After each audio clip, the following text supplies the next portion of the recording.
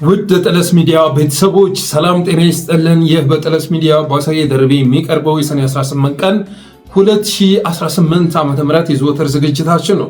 በዛሬው ዝግጅታችን በርካታ የግንባር መረጃዎችን፣ ሰበር መረጃዎችን፣ ልዩ ልዩ ጉዳዮችን፣ ዕለታዊ ፖለቲካዊ አጀንዳዎችን ወደ እናንተ የምናደርስ ይሆናል። ስለዚህ የጠለስ ሚዲያን ሰብስክራይብ በማድረግ ኢዶል ምልክቷን በመጫን ኖቲፊኬሽን እንዲደርሳችሁ ማለት ነው። ሜምበር በመሆን ስቲከሮችን በማበርከት ይህንንም ዝግጅታችንን በምታዩበት ሰዓት ላይ ኢምፕሬሽኑ እንዲጨምር የልብ ምልክቷ ላይ ታፕታፕ በማድረግ ጠለስ ሚዲያን ታበረታቱ ዘንድ ጠይቄ በቀጥታ ወደ ዕለቱ ፕሮግራም አልፋለሁኝ።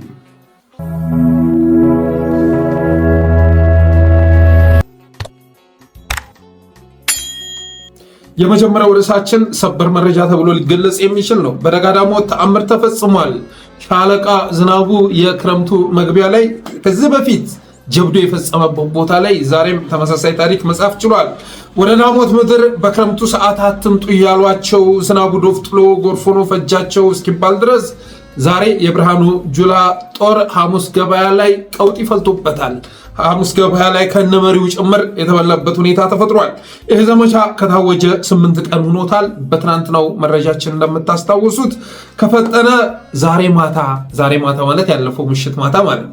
ካልፈጠነ ደግሞ ለነገ ብስራት ይኖራል። ሻለቃ ዝናቡ ህዝቡን በማንቀሳቀስ ሰፊ ስራ እየሰራ መሆኑን ገልጸን ነበር። በመሆኑም ዛሬ ጠዋት ላይ ብስራት ተሰምቷል። ለመላው አማራ ህዝብ ብስራት ተሰምቷል። ዛሬ በቪዲዮና በሚስል ተደግፎ ሙሉ መረጃው ወጥቷል ማለት ይቻላል። አማራን ሊገዛ ወደ ሐሙስ ገበያ በኮሎኔል አበራ እየተመራ ያመራው 76ኛ ክፍለ ጦር ቀልጦ መቅረቱ ተሰምቷል። ይህንን ብስራት ይፋ ያደረገው ራሱ ሻለቃ ዝናቡ ልንገር ነው። በራሱ የፌስቡክ ገጽ ላይ ነው። ኮሎኔሉም ጭምር ኮሎኔል አበራም ጭምር አካባቢው ላይ ተውጦ መቅረቱን ተሰቅጦ መቅረቱን ገልጿል። እንግዲህ ኮሎኔል አበራም የጄኔራል አስናቀ እጣ ደርሶታል። ባለፈው ቢዛሙ ክፍለ ጦር ባካሄደው ዘመቻ አንድ ጄኔራልና 3 ኮሎኔሎች ውጦ ማስቀረቱ አይዘነጋም። በተመሳሳይ መልኩ ኮሎኔል አበራም የነሱን እጣ መቋደሱን የሚገልጽ የምስል መረጃም ጭምር ተደግፎ ወጥቷል። ፎቶም ሳይቀር ማለት ነው። የጎንደር ጥቃት ጎጃም ላይ ካሳ አግኝቷል። ባለፈው ጎንደር ላይ እንግዲህ አገዛዙ እንደዚህ አይነት ድል ከናፈቀው ረጅም ጊዜ ሆኖት ነበረ። በአማራ የህልውና ትግል ውስጥ እንደዚህ አይነት መሪዎችን መክበብ የቻለበት አጋጣሚ አልነበረም። ጎንደር ላይ በተወሰነ መልኩ ጥቃት አድርሶ ነበር። ያ ጥቃት ጎጃም ላይ ካሳ ማግኘቱን የደረሰ መረጃ ያመለክታል። እና በተካሄደው በዚህ ኦፕሬሽንም 2 ዲሽቃ፣ 1 ሞርታር፣ 4 ስናይፐር፣ 9 ብሬን፣ 270 ክላሽንኮቭ ገቢ መደረጉን ሰምተናል። ይህ እንግዲህ በገበሬ የተማረከውን ሳይጨምር ሻለቃ ዝናቡ በመራው ኦፕሬሽን ብቻ የተማረከው ነው። ገበሬው ነው በዚህ ጦርነት ላይ ከባድ አስተዋጽኦ ያደረገው። እንደ ህዝብ ነው የገጠሙት፣ እንደ ህዝብ ማለት ነው። ልጆቻችን ከበላቸው እኛም ዕጣ ፈንታ አብሮ መበላት ስለሆነ ልጆቻችን እኛ እያለን አናስበላም ብሎ ሙሉ የአካባቢው ማህበረሰብ በዘመቻው ተሳትፏል። እንደ ህዝብ ነው የገጠሙት። የሚገርመው ነገር እሱ ነው። በሌሎች አካባቢዎች ላይ ብዙ ጊዜ አፋብን ከሚወቀስባቸው ነገሮች ህዝብን ማስተባበር አለመቻሉ ነው። ሻለቃ ዝናቡ ግን ያንን ማድረግ ችሏል። ያንን ማድረግ የቻለው ደግሞ ከዚህ በፊት እንግዲህ በአደኖች ላይ የወሰደው እርምጃ ነበር፣ በተለያዩ መድረኮች ሲዘገብ የነበረ በአደኖችን በማጽዳቱ የተነሳ እና አካባቢውን በመቆጣጠሩ የተነሳ ህዝቡም ጭምር ተባብሮ ይህን አገዛዝ መክቶታል። በዚህም ዘመቻ ላይ በጣም ከባድ የሆነ ድል መመዝገቡን ሰምተናል። ምናልባት ከአይምባው ከቃሊማ ከመሳሰሉ ድሎች ተርታ ሊሰፍር የሚችል ከዚህ በፊት ደጋዳሞት ላይ ካየነው ኦፕሬሽን ለየት የሚያደርገው ወይም ያነሰ የሚያደርገው ኦራልና 23 ገቢ ያልሆነበት ከመሆኑ ውጭ በሰው ኃይል ላይ የደረሰው ጉዳት ግን ከባድ መሆኑን ሰምተናል። በኋላ ተጠቃሎ ሲወጣ ደግሞ መረጃው የገበሬውም ጠሬ ማረከው ተጨምሮ ሲወጣ አገዛዙ ምን ያህል ጉዳት እንዳስተናገደ የምናውቅ ይሆናል። ሌላው አፋብን ምኒልክዝ 12ኛ ክፍለ ጦር በዞብልና በራማ በኩል የተንቀሳቀሰውን ኃይል ደምስሰውና ማርከው በዛሬው ዕለት በድል መንበሻበሻቸውን የደረሰ መረጃ ያመለክታል። በዚህም ኦፕሬሽን 28 ክላሽና በርካታ የነፍስ ወከፍ መሳሪያ ገቢ ማድረጋቸውን ከ4000 በላይ የተለያዩ ተተኳሾችን መረከባቸውን ሰምተናል። በዚህ ኦፕሬሽን ላይ የተማረከ 60 የተደማሰሰ 89 መሆኑን ሰምተናል። ስለዚህ ዛሬ ከደጋዳሞት ባለፈ ከጎጃም ቀጠና ባለፈ ቤት አማራም ላይ ከባድ የሆነ ድል የተመዘገበበት ዕለት ሆኗል። ትናንት ዞብላምባ እና በግዳን አካባቢ ላይ ድል የተመዘገበ ሰሞን ለድርሳን አበበ ለኮሎኔል ሞገስ ለአርበኛ በለጠ ምሬ የሚየልጅ እንዳትለቁት ብሎ መመሪያ ከሰጠ የአፋብኑ ፋኖ የምስራቅ ኮማንዶ ጣቱ ምላጭ ነክሶ ከተቆነጠነጠ ከዞብለ ረስኪ ከጦሳ ባሻገር እነ መሸታ ቤት እሪታው ቀለጠ እንዲል የራያ ሰው አምና ቃሉ ሰምሮ በግዳም በኩል መስክ እግሮ ያደረሰው አጅሮች ሲመጡ እንኳንስ ምላጩ እንኳንስ ኢላማው አለቅት ደንግጦ ሞርታሩ ክላሹ ኦራል ዲሽቃው ጠፋው ተብሎ ነበር። ታስታውሳላችሁ? ግዳን ላይ የሚገርም ድል የተመዘገበ ጊዜ ማለት ነው። በአባናዳው ዘመቻ ወቅት ላይ ያን ዘመቻ ከሰሞኑን ምኒልኮች እንደሚደግሙት ሰምተናል። እንደ አፋብንም አዳዲስ ዘመቻዎች ሊታወጁ በዝግጅት ላይ እንደሚገኝ የደረሰ መረጃ ያመለክታል። የመይሳው ካሳ፣ የዘመነ ካሴ፣ ቴዎድሮስ በዚያ፣ የበላይ ዘለቀ፣ የአርበኛ ሀብቴ ቶር በምዕራቡ ጉያ፣ የኢንጂነር ደሳለኝ አሳምነው ልጆች በሸዋ አርማንያ፣ አጼ ምኒልክ ዕዝ የምሬ ኮማንዶ ከወሎ ከራያ እና አማራ ፋኖ እንቅጠመው ብለው ትእዛዝ የሰጡለት ጄኔራል ከከሰም፣ ድርሳን ከወልዲያ፣ ሲሳይ ከአርማጭሆ፣ ዝናቡ ከዳሞት በምኒልክ ጥበብ በበላይ ጉብዝና በመይሳው ወኔ ባሳምን ጀግንነት ያውና ፈረሱ ይሄው ሜዳው ብለው መመሪያ ከሰጡ ግዴታ ነው አብይ የመንጌን ቃል ደግሞ ከሀገር መፈርጠጡ ብለን ከዚህ በፊት እንደተናገር ነው። የመጨረሻ የክረምት ዘመቻ አማራን ትግል ወደፊት የሚያስፈነጥር ዘመቻ በዚህ ክረምት እንደሚታወጅ ሰምተናል እና አፋብን ካሰበው ዘመቻ ባለፈ ደግሞ እንደ ቀጠና ያለው ሲመጣ ምናልባት የአብይ አህመድ እድሜ 15 ቀን ከፍ ካለ 15 ቀን ካነሰ ደግሞ ሳምንት ሊሆን እንደሚችል መገመት የሚከብድ አይደለም። በነገራችን ላይ በኦሮሚያ አዳዲስ ነገሮች እየተሰቡ መሆናቸውን ሰምተናል። እሱም በተመለከተ የደረሰን መረጃ ወደ እናንተ የምናደርስ ይሆናል። ሌላው በላይዝም በእነ አርበኛ አማራ አቸነፍ ስም ዘመቻ ሊያውጅ መሆኑን የደረሰ መረጃ ይገልጻል። የአርበኛ አማራ አስከሬን እስካሁን ድረስ አልተገኘም። በነገራችን ላይ የአርበኛ አማራ አቸነፍ አስከሬን እስካሁን ድረስ አልተገኘም። በዚህም የተነሳ አቁስለው ወስደውታል የሚል ግምታዊ መረጃ ለጠለስ ሚዲያ ደርሷል። ምክንያቱም ስልኮቹ ሁሉም ይሰራሉ፣ የሚያነሱት ግን ሌሎች ናቸው እና የጓዶቹ አስከሬን ሲገኝ ግን የአማራ አቸነፍ አስከሬን አለመገኘቱ ምናልባት አቁስለው ወስደውት የሚል ጥርጣሬ መፍጠሩን ሰምተናል። ፋኖን እያስበሉት ያሉት ዲያስፖራዎችና የማዳም ቅመሞች ናቸው ይላል ሌላኛው መረጃ።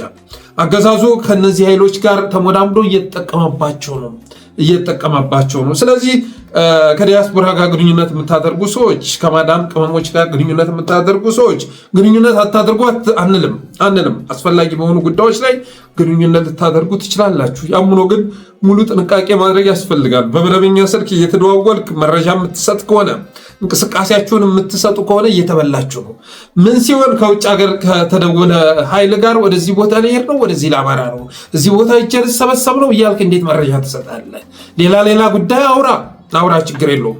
ከዛ ውጭ ግን እንደ ወታደራዊ የምታደርጓቸውን እንቅስቃሴዎች፣ ዘመቻዎች አሳልፋችሁ መስጠት የለባችሁም። አሁንም ጉዳት የደረሰው በዋናነት ከነዚህ ኃይሎች በተገኘ መረጃ መሆኑን ሰምተናል።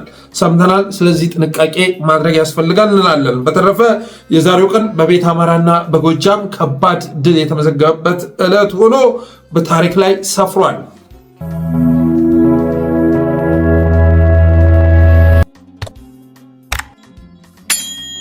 ሌላው የኦሮሚያ ባላደራ መንግስት የተመሰረተ መሆኑን ሰምተናል። ሞቱማ ሴሁምሳ ነው የሚባለው ወይም ሞቱማ ጋርጋርሳ በሚል ስያሜ የኦሮሚያ ባላደራ መንግስት ከአብይ አህመድ ስልጣን የሚረከብ መንግስት እየተቋቋመ መሆኑን የሚገልጽ መረጃ ደርሶናል። ትናንት ወዳ የሰራነውን ያዘጋጀነውን ፕሮግራም የተመለከተ ሰው ይህንን ዝርዝር መረጃ ልኮልናል። ሞቱማ ጋርጋርሳ በሚል ስያሜ እየተደራጀ መሆኑን የሚገልጽ መረጃ አድርሶናል።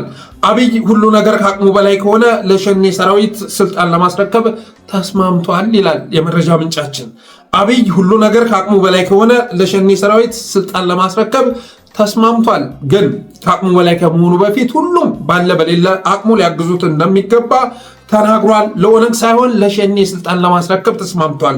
የኦሮሞ ልዩ ኃይል ማሊያ ቀይሮ አዲስ አበባን ይቆጣጠራል ተብሏል። ሰሜኖቹ ገፍተው ሰሜን ሸዋ ከደረሱ የኦሮሞ ልዩ ኃይል በሸኔ ስም ማሊያውን ቀይሮ አዲስ አበባን 4 ኪሎን እንዲቆጣጠር ይደረጋል። ይሄ የአብይ አህመድ ፕላን ቢ ነው። ግን ሰሜን ሸዋ እንዳይደርሱ እዛው ሰሜን ተራሮች ላይ ተሰቅለው እንዲቀሩ መላው የኦሮሞ ኃይል ሊያግዘኝ ይገባል ብሎ በዚህ ላይ መስማማት ላይ መድረሳቸውን የደረሰ መረጃ ያመለክታል። ኦቦ ዳውድ ኢብሳ ሊቀመንበር ወይም ሆጋና ሆነው ይመሩታል ተብሏል። እና ከማል ገልቹ፣ ኮሎኔል ገመቹ እና ቀጀላ መርዳሳ የተሳተፉበት መሆኑ ተሰምቷል። አብይ አህመድ ስልጣኑን መታደግ የማይችልበት ሁኔታ ላይ ከተደረሰ በሸኔ የሚመራ ኃይል ቀድሞ አዲስ አበባ እንዲቆጣጠር ቀድሞ 4 ኪሎን እንዲቆጣጠር ኮሚቴ ሁሉ መዋቀሩን ሰምተናል። ያም ኮሚቴ በዳውድ ኢብሳ እንደሚመራ በዚህም ኮሚቴ ውስጥ እነ ጄኔራል ከማል ገልቹ እነ ኮሎኔል ገመቹ አያና እነ ቀጀላ መርዳሳ እንደተካተቱበት የደረሰ መረጃ ያመለክታል። ይህ መረጃ ነገ በተግባር ሊታይ የሚችል ነው። አብይ አህመድ ስልጣን ከከዳችሁ ዙፋን ከከዳችሁ ስልጣኑን ለሌሎች አስተላልፎ ይሄዳል እንጂ ጥሎት ይፈረጥጣል ተብሎ አይታሰብም። ስለዚህ እሱ መጓዝ ከማይችልበት ርቀት ላይ ሲደርስ እኔ በሚል ስያሜ የሚጠራው ሰራዊት ቀድሞ አዲስ አበባ እንዲገባ ማድረግ ህዝቡን አስተባብሮ 4 ኪሎ እንዲቆጣጠር በማድረግ የስልጣን ሽግግር ሊያደርግ እንደሚችል መገመት የሚከብድ አይደለም። ስለዚህ ነገ በተግባር ሊታይ የሚችል ነው ብዬ አስባለሁ። ስልጣን ላይ ያለው መንግስት የኦሮሞማ መንግስት ነው፣ የአብይ መንግስት ነው፣ የብርሃኑ ጁላ ነው። በጣም የተበላሸ ፖለቲካ ከዚህ በፊት ከነበረው የኢትዮጵያ ፖለቲካ አደረጃጀቶች እና ፓርቲዎች እና የትጥቅ ትግል ድርጅቶች ለየት የሚል አካሄድ ነው እና አርቲኩሌትድ ያልሆነ ፖለቲካል ስትራቴጂ የሌለው የፌደራል መንግስት መሬት የለው። አዲስ አበባ ተጠሪነቱ ለኦሮሚያ ክልላዊ መንግስት። እኛ እኮ ኢትዮጵያን ልንገነባት ልንሰራት አይደለም፣ ኦሮሚያን ነፃ ልናወጣት። ኦሮሚያን ነፃ ልናወጣ ከሆነ ደግሞ አማራ ጎረቤታችን ነው፣ ሲዳማ ጎረቤታችን ነው፣ ሶማሌ ጎረቤታችን ነው። እንደ ጎረቤት አብረን እንሰራለን እንጂ እንደ ኢትዮጵያ አንድ ሰራዊት አንገነባም፣ አንድ የፖለቲካ ማህበረሰብም አንገነባም። ኦሮሚያን ነፃ ኦሮሚያን ልናወጣ።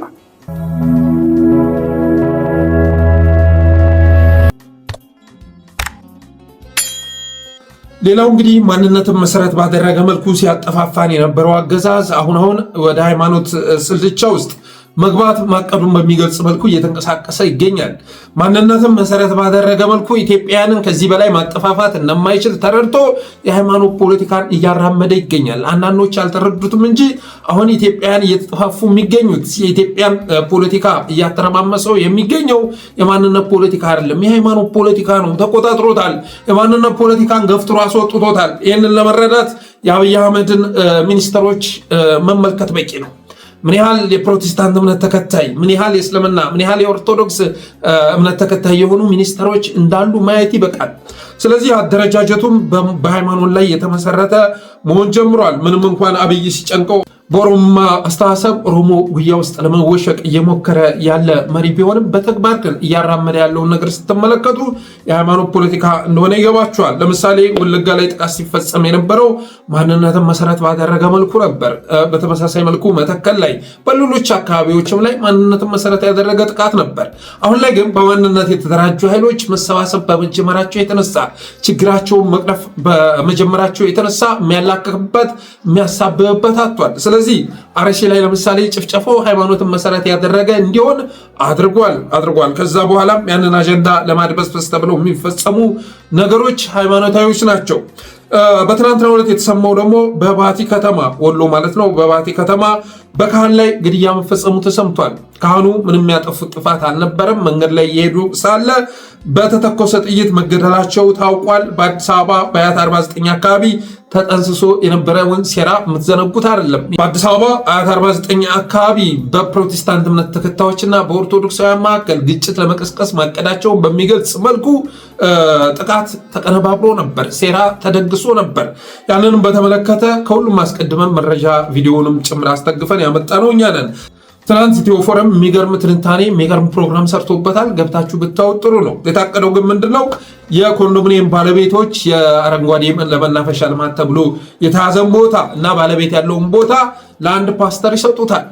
ስለዚህ በተለያየ መንገድ ይሄ ቦታ የነሱ መሆኑን በማሳየት ካርታ በማሳየት መሬታቸው እንደተወረረ ቅሬታ በማቅረብ መንግስት ችግሩን እንዲፈታላቸው ቢጠይቁም ሰውየው ያገዛዙ ፓስተር በመሆኑ የተነሳ የአዳነች አቤቤ ትንቢት ተናጋሪ ፓስተር በመሆኑ የተነሳ ያንን ማድረግ አልተቻለም። ስለዚህ ይዞታችን ነው በሚል አስተሳሰብ ሂደው አጥሩን ሲያፈርሱ እና ታፔላውን ሲገነጥሉ የሚያሳይ ቪዲዮ ተቀርጾ ወጥቶ ነበረ። በዛ ውስጥ የፕሮቴስታንት እምነት ተከታዮች አሉ፣ ኦርቶዶክሳውያን አሉ፣ ሙስሊሞች አሉ። ግን ኦርቶዶክሳውያን እንደፈጸሙት ተደርጎ ነበር ሲንሸራሸር የነበረው። ይሄ ኃይል ነው ትናንት አርሲ ላይ ተገደልኩ እያለ ሲጮህ የነበረው። ይኸውላችሁ አዲስ አበባ ላይ በብቸኝነት ማምለክ የምችለው ወይም ማምለክ የሚገባኝ እኔ ነኝ ብሎ እኛን ቸርች እያፈረሰ ይገኛል የሚል ይዘት ያላቸው ኮንቴንቶች ፌስቡክ ላይ ሲሰራጩ ነበር እና ከዛ ጀርባ ያለው የሃይማኖት ግጭት መሆኑን መገመት የሚከብድ አይደለም። በተረፈ ግን በተለይ ደግሞ የፕሮቴስታንት ጉዳይ ይገደናል የምትሉ ሰዎች ይህንን ነገር መቃወም አለባችሁ። በየቦታው መሬት መውረር የነበረን ነገር ያሳጣል። የግለሰብን ይዞታ እየቀሙ የሚፈነጩ ፓስተሮች ሲጮሁ አብራችሁ መጮህ የለባችሁም። እንዴ ይሄ ግል ይዞታ ነው፣ ካርታው እኮ እንደዚህ ነው የሚለው፣ ይሄማ ተገቢ አይደለም፣ ዝርፊያ ነው፣ ወረራ ነው እያሉ ማውገዝ ያስፈልጋል። ላልጠፋ መሬት ስንት ጠፍ መሬት አለ አይደለም? ከፈለጓቸው ያንን ሊሰጧቸው ይችላሉ። ከዛ ውጭ አንዱን እየነጠቁ ለሌላ ለመስጠት የሚደረገው ጉዳይ የሃይማኖት ግጭት፣ የሃይማኖት ቅራኔ ለመፍጠር ታቅዶ የሚሰራ ስለሆነ ይህንን ማውገዝ ከእናንተ ይጠበቃል። ሌላው በከሚሴ ልዩ ዞን የተደገሰም ጥቃት መኖሩን ኦኤምኤን እየገለጹልን ይገኛሉ። እንግዲህ ሰሞኑን ደራ አካባቢ ከባድ ጥቃት ተከስቶ ነበር። በዛም ጥቃት 51 አማራዎች ተገለው ነበር። አብዛኞቹ ሙስሊሞች ናቸው። 51 አካባቢ ንጹሐን ተገለው ነበር። ከዛ የድሮን ጥቃት ደግሞ አገዛዙ ጥቃቱን የፈጸሙት ላይ እርምጃ መውሰድ ፈንታ ድሮን ልኮ 8 ንጹሐን መግደሉ የሚዘነጋ አይደለም።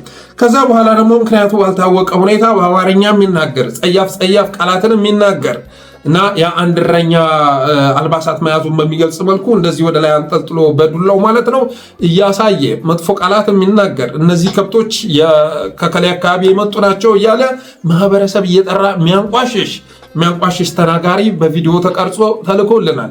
እኔ ያንን ስመለከት ከአንዳንድ የመጣልኝ ያ አማርኛ ተናጋሪ ኦህዴድን የሚያገለግል መሆኑን ነው የተረዳሁት። በዚያ ደረጃ ህዝብን የሚያንቋሽሽ የሚሳደብ አማራ ሊኖር አይችልም፣ ሌላ ተልኮ ካልተያዘ በስተቀር ከዚህ በፊት ሰላሌ አካባቢ በስማም ብለው ባርከው ሲባል እንዳየነው ሆን ተብሎ በአደኖች ያቀነባበሩት ኦህዴድ ያቀነባበረው መሆኑን መገመት የሚከብድ አይደለም። እንደዚህ አይነት ጸያፍ ነገር ይኸው ከብቶቻቸውን እያንጋጋን ይዘነው መጣን። የኦሮሞ ህዝብ በሚያስቆጣ መልኩ የኦሮሞ ህዝብ በሚቀሰቅስ መልኩ ንግግር ሲደረግ ነበር በዛ ቪዲዮ ላይ። ያም ቪዲዮ የቀረጸው በአደን ነው። ያም ቪዲዮ ወደ ሶሻል ሚዲያ ያመጣው በአደን ነው፣ ኦህዴድ ነው። ይህንም መረዳት ያስፈልጋል። ኦኤምኤንም ያንን ምስል ይዞ ዛሬ የበለጠ እልቂት ለመቀስቀስ እየሰራ መሆኑ መታወቅ አለበት። በተረፈ ሌላኛው ደግሞ አማራ ክልልን በአደንም መሰረት ባደረገ መልኩ ለመከፋፈል ጥረት እየተደረገ ይገኛል። በጣም አሳፋሪ በሆነ መልኩ እስካሁን ድረስ በአማራ ክልል የተፈራረቁ ፕሬዝዳንቶችን ዞን በመስጠት ቀጠና በመስጠት ጎጃም ይህን ያህል ዓመት ገዛ፣ ጎንደር ይህን ያህል ዓመት ገዛ፣ ወሎ፣ ሸዋ እየተባለ ያችን አጀንዳ አምጥተው ለመስጠት ጥረት እያደረጉ ይገኛሉ። ጎጃም 15+ ዓመታት፣ ጎንደር 10+ ዓመታት፣ ሸዋ 5+ ዓመታት፣ ወሎ 5+ ዓመታት ገዝተዋል ይላል። ከጎጃም 4፣ ከጎንደር 3፣ ከሸዋ 1፣ ከወሎ 1 ይላል። ይህ መረጃ የሚወጣው ራሱ በአደን ማለት ነው። አራት መሆን ነበረበት። 4 ከጎንደር 4 ከጎጃም 4 ከወሎ 4 ከሸዋ 4 መሆን ነበረበት። እንዲህ በነገራችን ላይ በህወሓት ዘመን የነበሩ መሪዎችን ስንመለከት እነዛ ሰዎች ጎጃም ናቸው፣ ጎንደር ናቸው፣ ወሎ ናቸው፣ ሸዋ ናቸው ልንላቸው ምንችላቸው አልነበረም። ታማኝነታቸው ለአድዋ ነበር አይደለ? አብይ አህመድ ወደ ስልጣን ከመጣ ጊዜ አንስቶ ጎጃም ነግሶ አያውቅም። አባቴ ከጎጃም የመጣ ከወሎ የመጣ ከጎንደር የመጣ ከሸዋ የመጣ ፕሬዝዳንት ባህር ዳር ላይ ተቀምጦ አያውቅም። ታማኝነታቸው ለበሻሻ ነው። አባቴ ኦህዴድ ነው። ፎርዛት ማተር በአደንም ብላችሁ የምትገልጹት አይደለም፣ አማራ አይደለም። እዛ ቦታ ላይ የመጣው የጎጃም ወኪል አድርገህ ልጠቅሰው ነው እንዲያረጋ ከበደን። ተመስገን ጥሩነህን ዛሬ ያዘመተበትን ኃይል በተመለከክ ዳሞት ላይ ዳሞትን ህዝብ ሊጨፈጭፍ ያሰማራውን ሰራዊት ብታውቅ ኖሮ አረጋ ከበደን ጎጃሜ ብለህ ከመጥራት ትጣቀብ ነበር። ተመስገን ጥሩነህ ወሎን ሲያዋደም ጎጃምን ሲመራ አይተዋል። እንዲህ የበለጠ እንደውም ጨካኝ የሆነ እርምጃ ሲያካሄድ የታየው ጎጃም ላይ ነው። መራዊም ማስታወስ ይበቃል፣ ፍኖተ ሰላም ማስታወስ ይበቃል። በተለይ ፍኖተ ሰላም ታስታውሳለህ? በድሮን ተቆራርጠው መንገድ ላይ እግራቸውን እያዩ የተቆረጠ እግራቸውን እያዩ በስቃይ እየጮሁ ሲንቀሳቀሱ ታስታውሳለህ? እና ተመስገን ጥሩነህን ወይ ደግሞ አረጋ ከበደን ጎጃም ብለህ ስትጠራቸው እንዴት አንደበትህ እንዴት ታዘዘልህ? ይህንን መረጃ በአደን አሰራጨው፣ እስኳር ተቀብሎ እያንሸራሸሩ ይገኛል። እያንሸራሸሩ እኛ ግን እንላለን በመካከላችን እንዴ ወሎና ሸዋ ተገፍተዋል የሚል ስሜት ለመፍጠር አቅዳችሁ ከሆነ የጎጃም አማራም ወደ ስልጣን እንዳልመጣ እናውቃለን። አገኘሁ ተሻገር ጎንደሬ ብዬ የምጠራው አይደለም ለመላው አማራ ይቅርና ለጎንደር ህዝብ ሲታገል የነበረ ፕሬዝዳንት አይደለም። የነሱ ተጠሪነት ታማኝነት ለወድር ነው። ስለዚህ በአደን ታሪክ ውስጥ ከመጀመሪያ አንስተ ማለት ነው እስካሁን ድረስ የአማራ ብልጽግና እስከሚባለው ቅርንጫፍ ጽህፈት ቤት ድረስ በፕሬዝዳንትነት አማራ አንድም ቀን ተሾሞ አያውቅም። አንድም ቀን። ከዛ ውጭ ግን ለምሳሌ አሁን አረጋ ከበደ ተባሮ አብዱ ሁሴን ወደ ፕሬዝዳንትነት ቢመጣ የወሎ ህዝብ ምንድነው ሊጠቀም የሚችለው? የወሎ ህዝብ ምንድነው ሊጠቀም የሚችለው? የጎጃም ማንነት የሰጠውን ፕሬዝዳንት አባረው ከሸዋ አንድ በአደን አምጥተው ቢሾሙ የሸዋ ህዝብ ምንድነው ሊጠቀም የሚችለው? እና እንደዚህ አይነት እንኩቱ አስተሳሰብ በጣም ፌስቡክ ላይ ሲንሸራሸር ስላየሁት ነው ያመጣሁት እንጂ እንደዚህ አይነት ነገር ማስተላለፍ አልፈልግም ነበር። የሆነ ሆኖ ግን የተዘረዘሩት ፕሬዝዳንቶች በአጠቃላይ ሲያገለግሉ የነበሩት 4 ኪሎ የነበረውን መንግስት ነው። የበላይ አካል እያሉ ሲጠሩ የነበረውን መንግስት ነው። እንደው አነሰም አደገም ከለውጡ በፊት በነበረ ጊዜያት እንኳ አትሊስት ፌደራል ላይ የነበረው አካል ዛትማች ክልል እንዲወድም የሚፈልግ ባለመሆኑ የተነሳ በተወሰነ መልኩ ክልላቸውን ሲያገለግሉ ነበር ልንል እንችላለን። ምክንያቱም ከላይ የሚመጣው አቅጣጫ በፊት የተሻለ ነበር። ህዝባችሁን ተቆጣጥራችሁ ሰላም አስከብራችሁ እንደዚህ አድርጎ የሚል ትእዛዝ ነበር ሲመጣ የነበረው። አሁን ግን ህዝባችሁን አውድሙ የሚል ትእዛዝ ነው ወደ ባህር ዳር እየተላከ የሚገኘው። አነሰም አደገም ከአምባቸው መኮንን በፊት የነበሩ ፕሬዝዳንቶች የሚያስመሰግንም ነገር ሊኖራቸው ይችላል። አምባቸው ነገዱ እና እያሌው። ከዛ በኋላ ያለውን ስትመለከት ግን ተመስገን ጥሩነህ፣ አገኘሁ ተሻገር፣ ይልቃል ከፋለ፣ አረጋ ከበደ፣ ይልቃልም መልካም ነገሮች አሉት። ይልቃል የሰራውን ነገር ስንመለከት ለመላው አማራ የሚተርፍ ስራ ነው የሰራው። አትሊስት እንኳን ያንን ልዩ ኃይል ሽክፍ አድርጎ ለወድድ ባለማስረከቡ የተነሳ ሊወደስ ሊመሰገን ይገባዋል። ለሁላችን የሚጠቅም ስራ ነው የሰራው። ከዛ ውጭ ግን የተለየ ለጎጃም ፌቨር ሲሰራ የታየው ነገር የለም። በተረፈ ግን ሌሎቹ ታማኝነታቸው ለበላይ አካል መሆኑን መረዳት ያስፈልጋል። እንደዚህ አይነት አጀንዳ ይዘው የሚመጡት ስኳድና በአደን እየተናበቡ ስለሆነ እንዲህ አይነት ቅራቅንቦ ሀሳብ ይዘው ሲመጡ ሀሳባቸውን በሀሳብ በመምታት አጀንዳቸውን ማስጣል ያስፈልጋል። ይህ አጀንዳ የወድድ ነው። ይህ አጀንዳ የበአደን ነው። አላማው ደግሞ ክልላዊ ሽኮቻ ውስጥ እንድንገባ ነው። አሁን አማራ ለ4 ኪሎ ቤተ መንግስት ነው እየታገለ የሚገኘው የባህር ዳር ፕሬዝዳንት ለመሆን አይደለም። እና ከ4 ኪሎ ተመልሰን ትኩረታችንን ከ4 ኪሎ ላይ አንስተን እንደገና ባህር ዳር ላይ የበላይ አካል ተላላኪ ለመሆን ሽሚያ እንድንገጥም ታስቦ የተለቀቀ መረጃ መሆኑን ማወቅ ያስፈልጋል።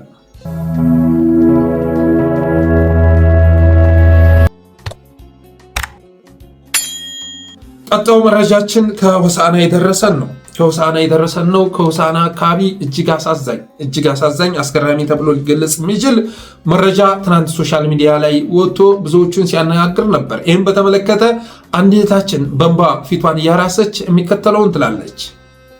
ምንድን ነው የተፈጠረው? ወደ ገጠር ከተማ ላይ አንድ ውሻ ሰው ይነክሳል ተበክሏል ተብሎ ይጠረጠራል። ወደ ከተማ ጋር ይመጡና ሆሳዕና ሆስፒታል ሰፈር የሚባል የሰፈሩን ሰው አስፈራርተው፣ እነዚህ አካላት ስማቸውን አልጠራም፣ ይሄንን የሚያደርገው አካል ማን እንደሆነ ታውቃላችሁ። አስፈራርተው ሰው ከቤቱ አውጥተው ውሻውን ካልገደለ 50 ሺህ ብር ቅጣትና እስራት እንዳለው ህዝቡን አሳምነው አስፈራርተው ሰው የራሱን ውሻ ነው የምላችሁ ያሳደገውን የራሱን ውሻ በምታዩት መንገድ ህፃናት ውሾቻቸውን እያወጡ ገመድ ላይ እየሰቀሉ እየገደሏቸው ነው የሚገኙት። ህፃናት ጭካኔ እየተማሩ ህፃናት እንደሰማችሁት ነው። ቪዲዮውን አምጥተን ለማሳየት የዩቲዩብ ህግ አይፈቅድም እንጂ በጣም ያሳዝናችኋል። ግድያው እንዲፈጸም እየተደረገ ያለው ደግሞ በህፃናት በኩል ነው። ህፃናት ናቸው ገመድ ላይ በገመድ አስረው ግንድ ላይ እየሸመቀቁ ውሾቹን እያነቁ የሚገሉት ህፃናት ናቸው። ኦህዴድ ምን አይነት ጭንቅላት አልባ ስርዓት እንደሆነ የምትረዱት ግድያውን የሚፈጽመው በህፃናት በኩል መሆኑን ስትረዱ ነው። ልጆች ናቸው። የ10 ዓመት የ11 ዓመት የ12 14 ድረስ ሊደርሱ የሚችሉ ህፃናት ነበሩ። ውሾቹን አሰልፈው በገመድ እያነቁ ሲገሉ የሚታዩት በጣም ያሳፍራል፣ በጣም ይዘገንናል። ምን አይነት ሰዎች ወደ ስልጣን እንደመጡ እግዚአብሔር ይወቅ። እነዚህን ህፃናት ገና በአፍላነት እድሜያቸው ግድያ ማለማመድ አስባችሁታል? ግድያ ማለማመድ።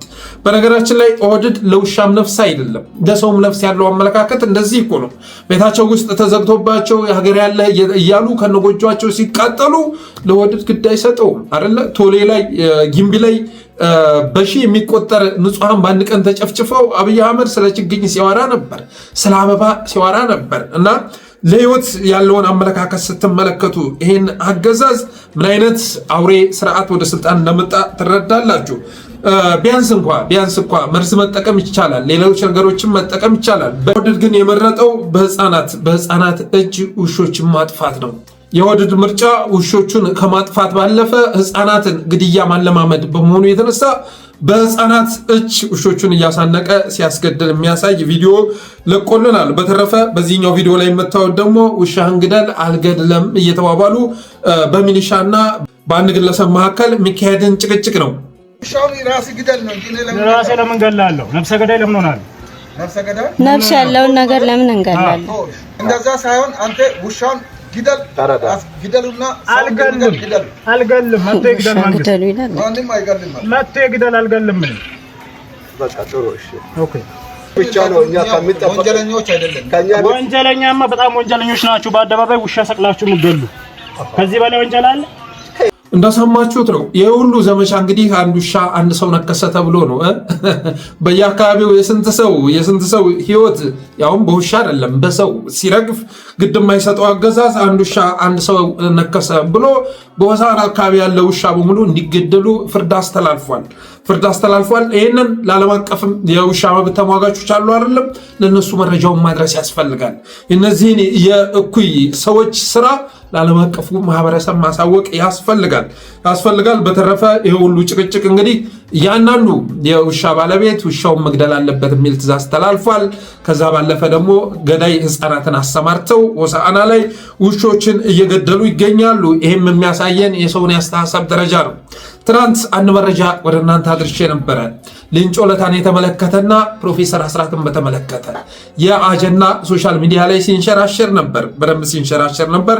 ጠዋትም ላይ ልጥፌው ስለነበር ብዙዎች ሲቀባበሉት አይቻሉ እና የሰውን አስተሳሰብ ማሳየት ስለፈለግኩኝ ሌንጮ ለታ ምን ብሎ ጻፈ፣ ፕሮፌሰር አስራትስ ምን ብሎ ጻፈ የሚለውን ወደ እናንተ ማድረስ ወደድኩ። ሌንጮ ለታ የትግል ህይወቴ በሚለው መጽሐፉ ላይ የመጀመሪያ ልጄ አፏን ስትፈታ ትዝ ይለኛል።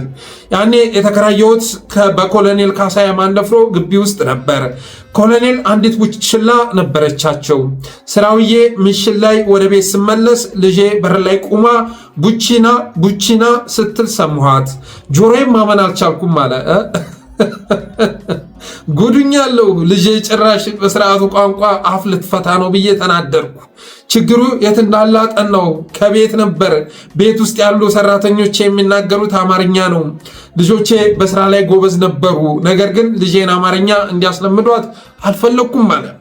ሲነጋ በጧት ተነስቼ ሰራተኞቹን በሉ ከአሁን ሰዓት ጀምራችሁ ቤቴን ልቀቁ አሉና ወደ ቡራዩ አመራው። ከዚህ አካባቢ አማርኛ መናገር የማይችሉ ሰራተኞችን አግኝቼ ይዤ ተመለስኩ። የመጀመሪያ ልጄ በአፋን ኦሮሞ አፋን ፈታች። ሁለተኛውም ልጄ ከእርሷ ስሰማ ስላደገ አልተቸገረም። ሶስተኛዋ ልጄ ግን መናገር ስትጀምር ምን የሚል ቃል እንደተናገረች አላውቅም፣ አልነበርኩም፣ አልሰማውምም። ይህ በጣም ያሳዝነኛል ይላል ሌንጮ ለታ። በእርግጠኝነት እነዛ ልጆች አድገው ነው ዛሬ ውሻ እየሰቀሉ የሚገኙት። ሌላው ለሚመለከተው ሁሉ ይላል የፕሮፌሰር አስራት ደብዳቤ ደግሞ ወይዘሮ ብርክቲ ዓለም ለ9 ዓመት ያህል በቤቴ ውስጥ በወጥ ቤትነት የቤተሰቡን ልብስ በማጠብና በመተኮስ እንዲሁም የቤቱን ጽዳት በመጠበቅ ስትሰራ ኑራለች። ወይዘሮ ብርክቲ በጣም ጉብዝና አዋቂ የወጥ ቤት ሰራተኛ ከመሆኗም በላይ በልብስ አጠባና መተኮስም ችሎታዋ ያላነሰ ነው። በጠቅላላም ጎበዝ ሰራተኛ ከመሆኗም በላይ ከሰው የመስማማትና የመግባባት ጠባይ ያላት ንጽህና ጠባቂ ነች። ከሁሉም በላይ ታማኝና እምነት የሚጣልባት ጨዋ ሴትዮ በመሆኗ ለተመሳሳይ ስራ ሙሉ ድጋፌን ምሰጣት መሆኔን አረጋግጣለሁ ይላል ፕሮፌሰር አስራት ወልደየስ። እንኳንም የአስራት ወልደየስ ልጆች ሆን እንኳንም ከአማራዎች ተፈጠርን አትሉም? ይህን ልዩነት ስትመለከቱ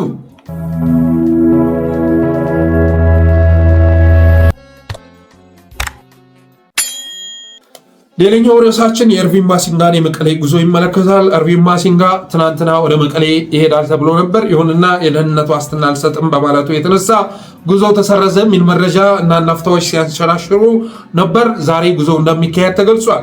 ጉዞ ዛሬም ይሁን ነገም ይሁን ከነገ ወዲያ ኤኒዌይስ ግን ኤርቪን ማሲንጋ ወደ መቀሌ የሚሄደው የማንን እቅድ ይዞ ነው? የማንን እቅድ፣ የማንን ስሌት፣ የማንን ትርፍ ይዞ ነው የሚለውን ጥያቄ መመለስ የሚያስፈልግ ይመስለኛል። እኔ እዛ እቅድ ውስጥ የህወሓት የቲዲኤፍ የትግራይ እቅድ አለ ብዬ አላስብም። የአብይ አህመድን እቅድ፣ የአብይ አህመድን ትርፍ፣ የአብይ አህመድን ስሌት ይዞ ነው የሚሄደው የሚል እምነት አለኝ።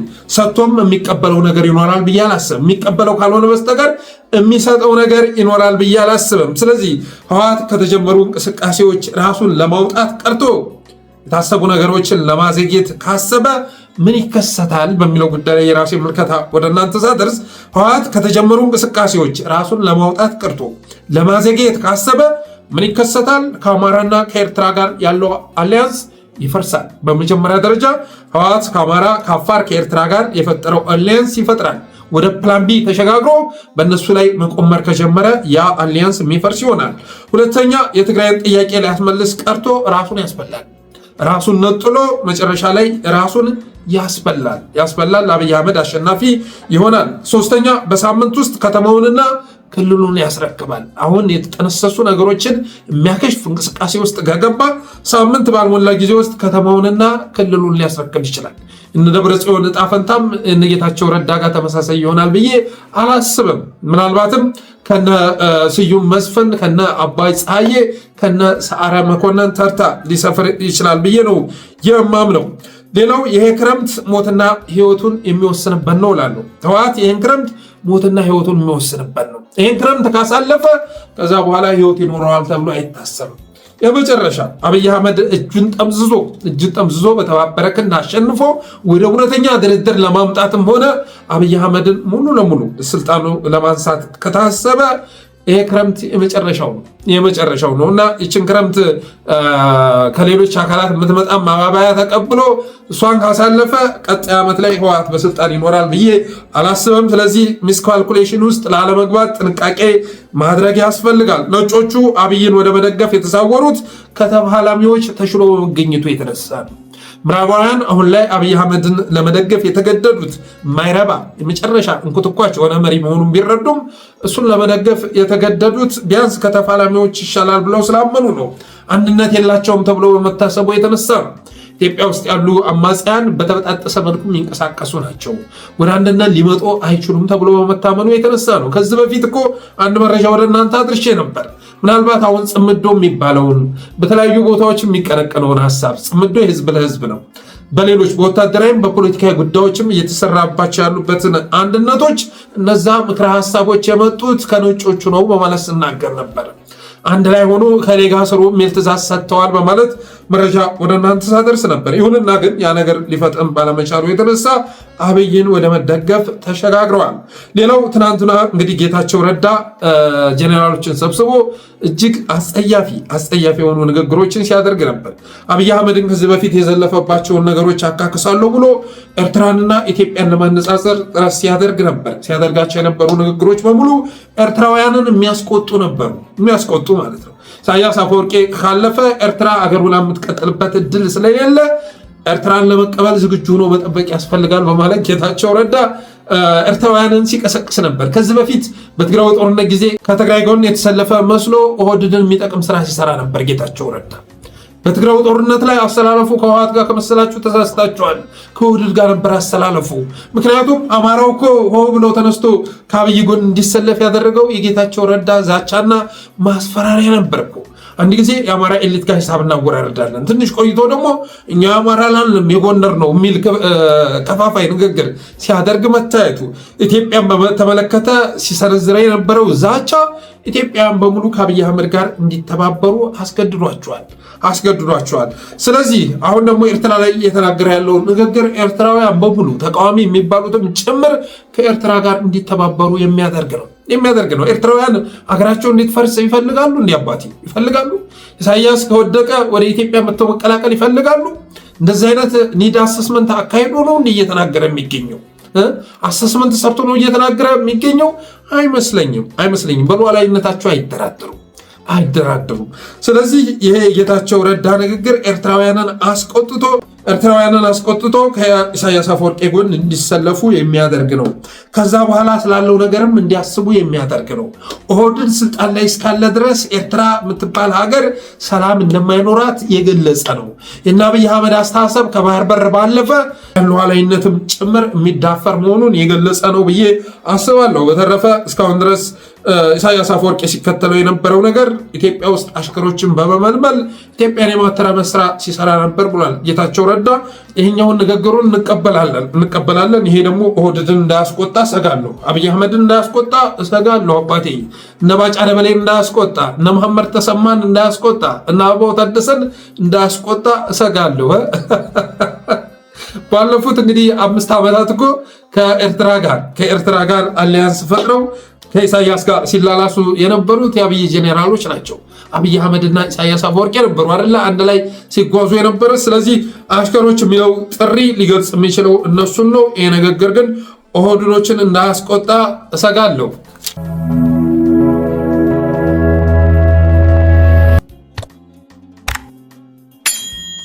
ቀጣዩ ርዕሳችን የፕሮፌሰር ዮናስ ዘውዴን ቃለመጠይቅ ይመለከታል። ዮናስ ዘውዴ ሰሞኑን ኤምኤስ ላይ ቀርቦ የሚገርም ቃለመጠይቅ አድርጓል።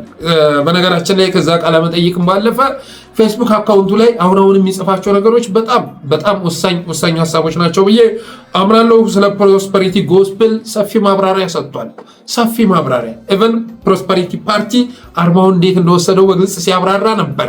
የፕሮስፐሪቲ ጎስፕል አቀንቃኝ የሆኑ ፓስተር ተብዬዎች እና አዳነች አቤቤን እንዴት እንደሚጫወቱባቸው የሚገልጽ ቃለመጠይቅ አድርጓል። በኢትዮጵያ ፖለቲክስ ውስጥ አሁን ኢትዮጵያ ለሆነችው ሁሉ እኮ ሁሉ የተወሰኑትን የነቢያቱ ንግግር እና ሐሰተኝነት ከእግዚአብሔር ያልሆነ ለምሳሌ ወደ አንድ ከተማ ወስድሻለሁ ይልሻል እና እዛ ከተማ ይመስለኛል ከተማ ነው እና ከተማ ስታስተዳድር ያለው ከተማ ውስጥ ቆሻሾች ምናምን ስታጸይ የማየው እንትን ነው። ምንድን ነው የሆነ ነገር ያለው የማየው እንትን ነው። መጥረጊያ ያለው እና መጥረጊያ ደግሞ ቆሻሻ ነገር ነው የሚጠርገው አይደለ? መጥረጊያ ይዘሽ ወደሆነ ከተማ ስትገቢ ከዛ እዛ ያሉትን ደግሞ ቆሻሻ ስታጸጂ ምናምን አያለው መንፈሴ እና አይ ቲንክ በቅርብ የሆነ ነገር የሚሆን ይመስለኛል ምናምን ተብል ከዛ የአንድ ከተማ አስተዳዳሪ ስትሆን የሆነ ነገሮችን ስትጠርግ ቆሻሻ ከዛ የምትቆሻሻ ነው። ከዛ መጥረጊያ ነው። ከዛ መጥረግ ነው ስራ ማለት ነው። እግዚአብሔር እንድጠርግ ነው የፈቀደው፣ እግዚአብሔር እንድጠርግ ነው የፈለገው ብለህ ድሆችን የምትጠርግ ከሆነ የድሃ ቤት የምትጠርግ ከሆነ ይሄ መጽሐፍ ቅዱሳዊ አይደለም ማለት ነው። ነገስታት ሲጨነቁ አይቻሉ፣ ሴኩሪቲ ሲጨምሩ አይቻሉ። 2 መኪና ያለው 3 መኪና፣ 3 ጥበቃ ያለው 4 ጥበቃ ምናምን ሲያደርጉ ሰዎች ሲጨነቁ፣ በትልልቅ ሆቴሎች ውስጥ የሚሰሩ ሼፎች እንኳን ውጡ ሲባሉ ሲወጡ አይቻሉ እና አገር ለቃችሁ ሂዱ አውሮፕላን ተዘጋጅቶላችኋል ተብለው እየለቀቁ ሲሄዱ አንዳንድ ሚኒስትሮች አንዳንድ የቢሮ ኃላፊዎች ምናምን ቤተሰቦቻቸውን ልጆቻቸውን ሲያሸሹ ይህንንም ቃለመጠይቁን አይታችሁ ከሆነ እና አዳነች አቤቤን እና አብይ አህመድን የሚያማክሩ ፓስተሮች የሚናገሯቸውን ትንቢቶች ጭምር ሲገልጽ ነበር። ወደ ከፍታ ወጥተሽ ቆሻሾችን ስጠርጊ ያለው አካባቢን ስታጸጃ ያለው እያሉ የሚመክሯቸው የሚገፋፏቸው ኃይሎች አሉ። ስለዚህ አዳነች አቤቤ ድሆችን ስትጠርግ ያ ትእዛዝ ከሰማይ እንደመጣ ነው የምታምነው፣ የጽድቅ ስራ እየሰራች መሆኗን ነው የምታምነው በማለት ሲናገር ነበር። ከዚህ ባለፈ በዚህ ጊዜ እከሌን ብትወር አምላክ ከኋላ እከተልሃለሁ ብሏል የሚል ትንቢት የሚናገሩት እኮ እነዚሁ ሰዎች ናቸው። የአብይ አህመድ ጦርነት የሚመራው እኮ በጀኔራሎች አይደለም፣ በፓስተሮች እኮ ናቸው። ቀኑን የሚወስኑት እኮ እነሱ ናቸው። በየትኛው ወር ማንም መቅጠም እንዳለበት እኮ የሚተነብዩት እነሱ ናቸው። በሰኔ ወር ተመሳሳይ የሆኑ የደም መፋሰሶች ኢትዮጵያ ምድር ላይ የተከሰቱት እኮ ያለ ምክንያት አይደለም። እነ ሰዓራ የተገደሉት ሰኔ ወር ላይ ነው።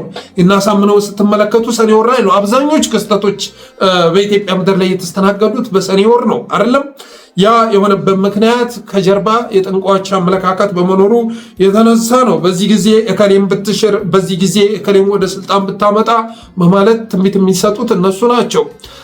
እና ደመቀ መኮንንን ከስልጣን ያስነሷቸው ፓስተሮች ናቸው። ይህም በተጨባጭ መረጃ ላይ ተመስርቼ ነው የምነግራችሁ። ደመቀ መኮንንን ከጎንህ አርቅ ተብልሃል። አርቅ ይህ ሰውዬ ከጀርባ ሆኖ እየፈለፈለ ስለሆነ አሽቀንጥረህ ጣል ተብልሃል ተብሎ ነው አብይ አህመድ ደመቀ መኮንንን ያህል ታማኝ ባሪያ ለማስወገድ የተገደደው። ስለዚህ ሌሎችም ወደ ስልጣን የሚመጡ ኃይሎችንም የእጩ ዝርዝር የሚያቀብሉት እነዚህ ፓስተሮች ናቸው። እከሌ የምታመጣው ጌታ ኢየሱስ ይጠቅምሃል ተብልሃል፣ እከሌ የምታወርደው ጌታ ኢየሱስ ከሞት ትተርፋለህ ብለሃል እያሉ አብይ አህመድን ሊድ የሚያደርጓቸው እነዚህ ናቸው። ጌታቸው ረዳ እንኳን እና ዳንኤል ክብረት የእነዚህም ፓስተሮች ያህል አዳነች አቤቤን ወይም አብይ አህመድን የማማከር ስልጣን የላቸውም። በተረፈ የሀገር እየተመራ ያለው በጥንቆላ ነው ማለት ይቻላል። የወቅቱም ችግር ከፕሮስፐሪቲ ጎስፕልና ከሐሳውያን የሚቀዳ ነው። የፕሮስፐሪቲ ጎስፕል ኔሚት ክሌሚት ከሚለው አስተሳሰብ የሚቀዳ ነው። የምትፈልገውን ጮክ ብለህ ጥራው፣ ከዛ በኋላ ታገኘዋለህ ነው። ስለዚህ ለዛ ነው አብይ አህመድ ኢትዮጵያ ችግር ውስጥ እየገባች ማጥ ውስጥ እየሰመጠች የምትገኝ ሀገር ቢሆንም አብይ ግን የሚያወራችሁ ስለ ብልጽግና ነው። የሌለ ነገር ማለት ከምድሩ ጋር የማይገጥም ነገር፣ ሰማይ ላይ የተንሳፈፈ ነገር የሚያወራችሁ ከዛ አስተሳሰብ የሚቀዳ በመሆኑ የተነሳ ነው ኢትዮጵያን ችግር መፍታት ያልተቻለው። የፕሮስፐሪቲ ጎስፕል ችግሮችን ለማየት የማይፈቅድ በመሆኑ የተነሳ ነው። ችግሮችን እንድታይ አይፈቅድልህም። በህልም ውስጥ ተንሳፈ እንድትኖር ነው የሚያደርገ። አብዛኛው ዜጋ አሁን ላይ ኢትዮጵያ ምድር ላይ እያበደ የሚገኘው በዚህ ጎስፕል በመጠመቁ የተነሳ ነው። እነ ዳዊት ድሪምስ ጋር የሄዱ ሰዎች ችግራቸው ሲባባስ እንጂ ከችግራቸው ሲወጡ አልታዩም። አባቴ እነሱ ጋር የሄድክ እኔ ድንቅ ነኝ፣ አንተ ድንቅ ነሽ፣ እንደዚህ ነሽ፣ ከህልም በላይ ከአቅም በላይ ፖቴንሻልን መሰረት ያላደረገ እቅድ እንድታቅድ ማድረግ፣ በህልም ውስጥ እንድትሰምጥ ማድረግ፣ ከዛ በኋላ አንድ ቀን ብትት ስትል እርቃንህን ራስህ ታገኘዋለህ ማለት ነው። ያኔ ያለህ ዕጣ ፈንታ ማበድ ይሆናል። ስለዚህ አንዱ የኢትዮጵያ ችግር የሚቀዳው ከዚህ ፕሮስፐሪቲ አስተምሮ ሲሆን፣ ሁለተኛው ደግሞ ከሐሳውያን ነው። የሐሳውያንን አቅም ቀለል አድርጋችሁ አትመልከቱት። የአብይ አህመድን ንግግሮችም ስትመለከቱ ምን ያህል ተጽዕኖ እንደፈጠሩበት ትረዳላችሁ። የሚናገራቸው ነገሮች እኮ በሙሉ የፖለቲካ መድረክ ላይ የሚነገሩ እኮ አይደለም። ቸርች ላይ የስብከት አደባባይ ላይ ሊነገሩ የሚችሉ ነገሮችን ነው ሲያነበንብ የምትሰሙት። በተረፈ አብይን ከዚህ አስተሳሰቡ ማውጣት አይቻልም። አብይን ከናስተሳሰቡ ፈንቅሎ ማባረር እንጂ ከዚህ አስተሳሰቡ ልታወጡት አትችሉም። ያደገበት ነው። ከልጅነቱ ጀምሮ ሂድና ከሱቅ የሆነ ነገር ግዛ ተብሎ ሲላክ የመኪና ድምፅ እያወጣ ራሱ ነው የተናገረው። የመኪና ድምፅ እያወጣ አንድ ቀን በእግሬ ሂጅ አላቅም፣ ሁሌ የሚሄደው በመኪና ነው። ፓርክ ሳደርግ ምን ሳደርግ ቁልፉን ስነቅል ስሰካ እንደዛ እያልኩ ስለማመር ላይ ያደግኩት በማለት ሲናገር ነበር። ከ7 ዓመቱ ጀምሮ 7ኛ ንጉሥ ትሆናለህ ተብሎ እሱን እያለመ ያደገ ሰው ነው።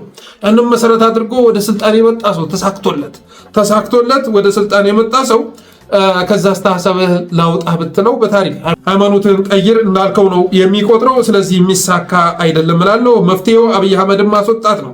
ከዛ ባለፈ የሚደረግ ምክክር፣ ድርድር ሁሉ ትርጉም የለውም። ዛሬ ተመካክረህ መፍትሄ ብለህ ያስቀመጥከውን ነገር በማግስቱ ሽመልስ አብዲሳ አብይ አህመድ ሲሽሩት ልታይ ትችላለህ። ለነሱ ስልጣን የማይጠቅም መስሎ ከታያቸው አንተ የወሰንክበትን ነገር በካቸው ቀዶ አብይ አህመድ የራሱን አስተሳሰብ እንድታራመድ ያደርግሃል። ስለዚህ በቀውስ የምትመራ ሀገር ውስጥ ፈውስ ሊከሰት አይችልም።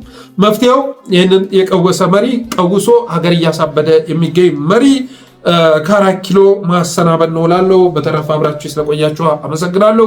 የጠለስ ሚዲያ ሜምበር ሰብስክራይበር በመሆን ስቲከሮችን በማበርከት ሚዲያችሁን አበረታቱ ብዬ የዛሬ ዝግጅቴን እቋጫለሁ። ክበሩልኝ።